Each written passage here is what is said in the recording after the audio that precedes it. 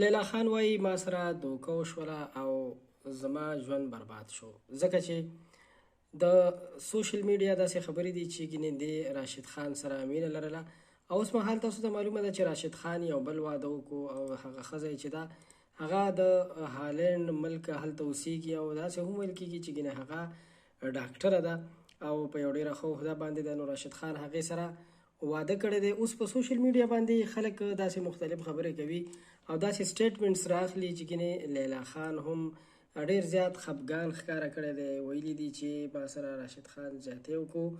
نو قدرمنو دوستانو حقیقت خو دا دی چې نه خو تر اوسه پورې داسې د لیلا خان څه سټیټمنټ راغلی دی او نه د هغې داسې څه بیان راغلی، خو ډېر خلک د دې نه وړاندې د راشد خان لومړي واده کې هم لیلا خان هغه پسې تړله چې ګینې د دې دواړو واده شوی دی او یا دې په چغو چغو جړلي دي چې ما سره راشد خان زیاتې وکړو. حالانکې داسې هېڅ خبره نشته، داسې څه حقیقت مخې ته نه دی راغلی.